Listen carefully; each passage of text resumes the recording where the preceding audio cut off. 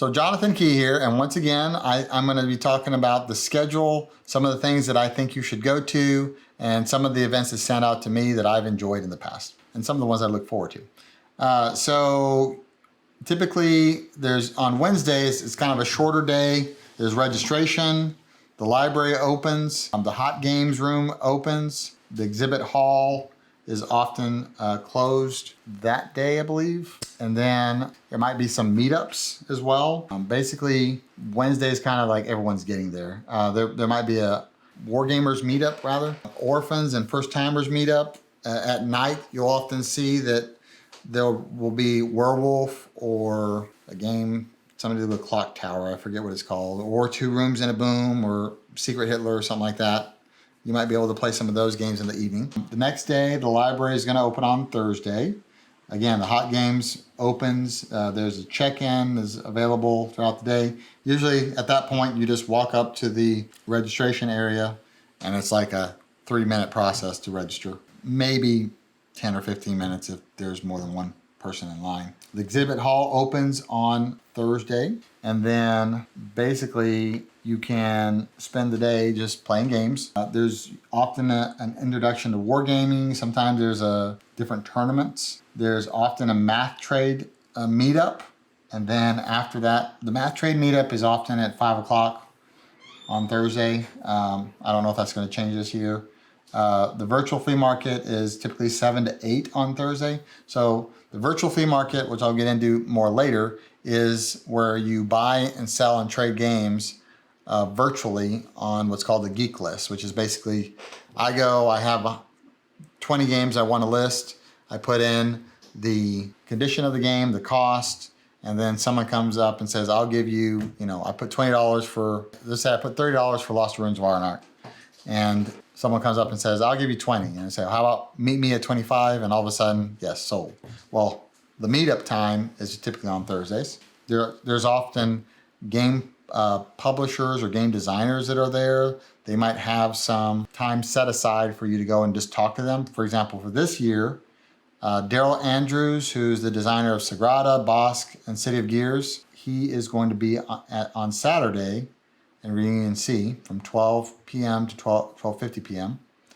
And then after that, from 1 to 1:50 or 1 to 2, Eric Lang, who designed Blood Rage, Rising Sun, and Cthulhu Death May Die, he'll be there. And then Matt Leacock, who is the designer of Pandemic Legacy, Forbidden Desert. I'm sure you're familiar with some of those. He will be there from 2 to 3 rather, in Reunion C. Alan Moon, who's the designer of Ticket to Ride, Airlines Europe, Ink and Gold, and a few other games, quite a few other games. He is going to be there from 3 to 4. And then finally, Martin Wallace. I'm sure most of you have heard of Brass Birmingham. He's the designer of Brass Birmingham, Steam, and Railways of the World. And he'll be there from 4 to 5 o'clock in Reunion C. And it is a ticketed event, but I'm sure that you can still grab some. Last I looked, there were plenty. Well, why would I want to go to one of these sessions with game designers? Well, first of all, you're going to be probably with another 15 to 40-ish people, and you'll be able to ask questions. If you're interested in designing games, I'm sure they would give pointers. If you're interested in Kickstarter, I'm sure they would be interested in, telling you about that. I would say that they are generally down-to-earth people, and I met Eric Lang, for example, and he was very down-to-earth. Take a picture with them and just kind of pick their brain. How do you become a game designer? How do you design a game? How does Kickstarter work? And what lessons have you learned over the years? And then how do you build community, right? Because that's ultimately what we're about, is how do you create a community of people where they enjoy your games and want to play your games. So when I've gone, basically my experience has been that you sit in a chair and it's a smaller room, so you can just sit there and it's kind of interactive, so it's kind of question and answer. This kind of depends on the designer, right? But they're happy to tell you about their game, how they came up with the concept, lessons learned, very practical stuff. And it's just kind of nice to be involved and to be around people that are in the board game industry and, have more experience maybe than I do. So if you're not into making, designing a game or whatnot, if you're not into learning about Kickstarter, regardless, you can go and it's a great time because they're pretty engaging, they're pretty funny, they're going to tell you about the games. If you're particularly interested in those games, it might give you some pointers on the games. So overall, it's a great time. Meet some people that you normally wouldn't get the chance to do. Influencers in the industry and in the board game community as well. So even if you've heard of the games or even if you've not heard of these games, I still would recommend doing it because you never know if you enjoy something until you try it for the first time. And so chances are you're going to have fun, and whether you like the experience or not, you can stay for 30 minutes or an hour or however long the talk is. Some of them are pretty informal. You're just kind of sitting there talking to the designer. And then other times you may realize, okay, well, I tried this out and now I'm going to go play a game. You can join in the middle.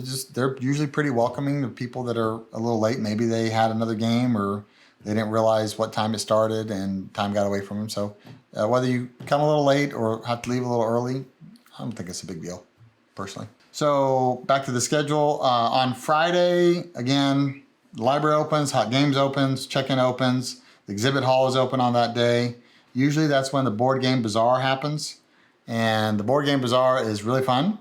It's usually from 10 to 11. So if you sell games online with a virtual flea market, you are able to sell games on the spot or buy games on the spot at the bazaar. So basically it's like one huge room with maybe 50 or 60 sellers, and they all have their tables, and it's just kind of a rush because what happens is they set up an hour before, they bring all their games, they set them up, put them on a table, probably a 6-foot table, and they often will put sticky notes on them and say, this is kind of what I'm looking for on this. But when the doors open, everyone comes in and starts walking around, kind of zigzagging, and there's kind of two flows.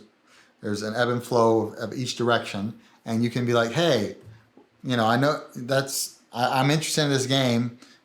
You have it marked for 30. Would you take 25? And oftentimes they'll be like, yeah, sure, why not? Or they might say, well, come back in 30 minutes, because they want to see if someone wants to take it for obviously the most money.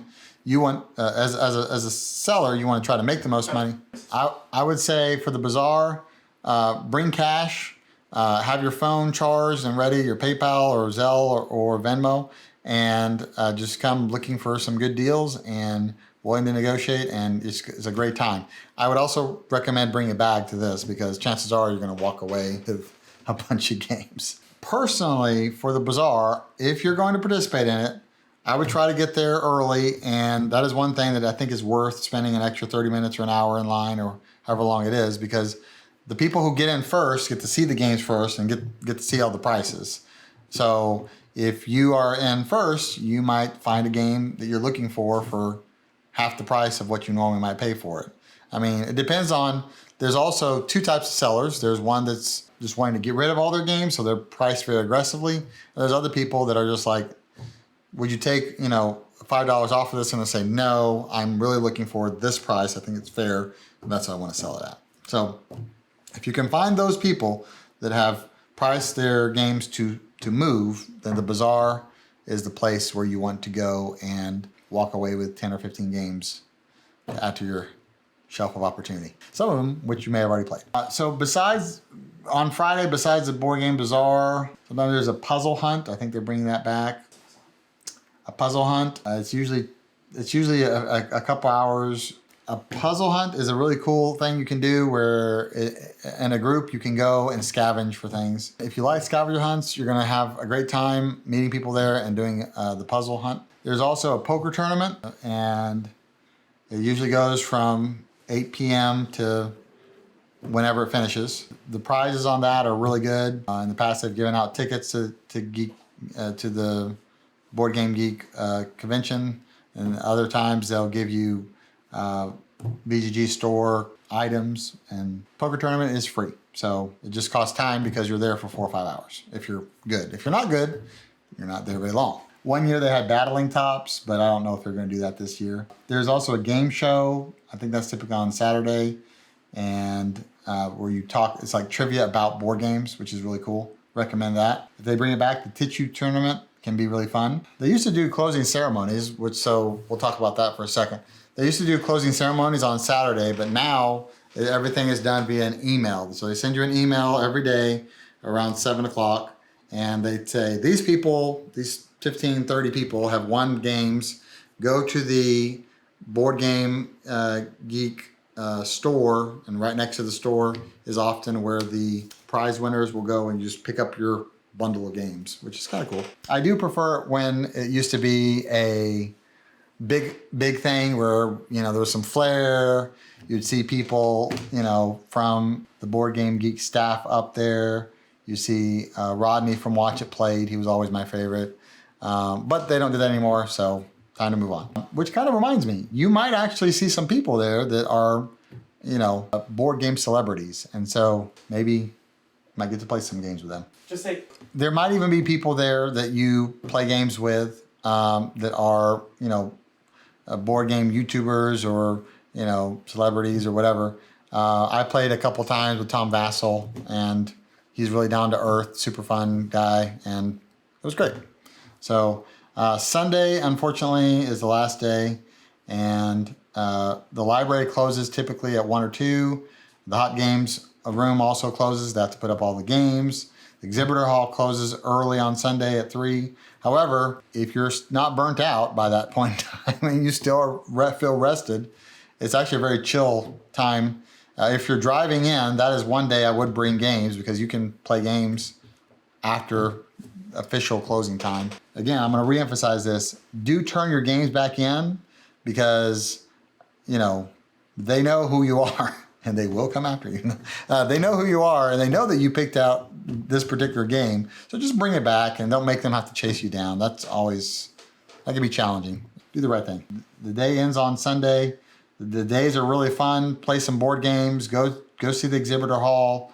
Maybe participate in 1 or 2 events. Buy some games at either the virtual flea market or the bazaar, or sell some games too if you want. And that kind of wraps up that section. So unofficially, people are playing games. Usually people get there around 9-ish, and you'll start seeing people in the main ballroom start to fill up the seats.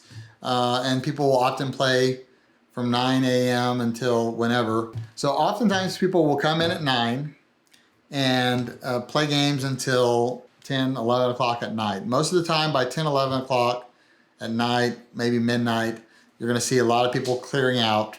And so I would expect to find less people playing games after 10 o'clock. And some people will stay there till 1 or 2 in the morning, 3 in the morning. I mean, some people don't go to sleep. They just play games until they can't anymore, and they go the next day and just crash for 4 or 5 hours. There is a room for people, I think either over 16 or 17 years old. So if you want a quieter room, there's a different ballroom set aside for that. And basically kind of brings me to another point where basically you do have the option to bring teenagers to this. So if you're a parent and you want to bring kids, unfortunately for the fall one, you cannot bring young children, so preteens and kids, but you can bring anyone over 13. 13 to 17, they can get a ticket, they can come, and they can play games with you. Oftentimes at night, if your teens are interested in these kind of games, there's Werewolf, and there's usually a teen session and then like an adult session, but usually the teens end up just staying anyway, because as long as they're respectful and having fun, everyone's accepting of teenagers and younger people. But basically there's also Two Rooms and a Boom in the past. There's been Blood on the Clock Tower. So if you're into those kind of games, and the evening is probably when you'll see people playing those. Oftentimes, DFW Game Village, which is one of the local groups that we actually partner with for our convention, they will have Werewolf or Blood on the Clock Tower going on. And you can find that kind of in the area, in the food court area. These party type games people are pretty casual, pretty accepting. You're going to find that you'll be making friends and laughing in no time. It'll be a great time. So If you like that kind of game, then even if you don't like it and you never tried it, I might just try it out for the first time and see, maybe I do like social deduction games. Like for me personally, I love Two Rooms and a Boom and Secret Hitler. And I thought I never would like these social deduction kind of games, but they're really fun. So you never know until you try something. Have a growth mindset and try it is what I would recommend. I'll just briefly mention there will be, not only will there be a Meet the Designers, but there will be some performances and podcasts. Our Family Plays Games with Mick and Starla are going to be there. Lincoln and Nikki from the Board Game Geek YouTube are going to join them. Eric Lang is going to be there, and Marcus Ross. They're going to talk about and laugh together and share about their favorite games. There is one different thing this year is meeples and multi-balls. So if you are interested in this, join game designer Jeff Engelstein, game designer Eric Lang, and pinball designer Dwight Sullivan as they talk about their experiences and, funny enough, compare and contrast developing pinball rules and board game rules. I might check that one out. Then there's a guy called Crossover 757. He's new to BGCon, but he's local to Dallas. You can go and see this new and upcoming artist perform. And then again, Grant Leon or Lion, he's coming again with some new board game material and some great board game related jokes from last year. He did that as well. He's going to come back this year. I'm sure there's others as well. Those were some of the ones that stood out to me. You can also, from a schedule standpoint, you can also join games or schedule games with people. Majority of BGGCon is open gaming. So you're probably going to find more people just looking for players or looking for teacher signs. A lot of times it's kind of more organic. If you get into a game, chances are you'll get into a second game with the same group of people. Hey, do you want to play the game that I brought? Or that I want to learn or whatever. So those are the events that I would recommend. There's probably a bunch more. If you want, like and subscribe, and I'm sure I'll be putting out more of this content and other board game related content soon. Thanks for stopping by.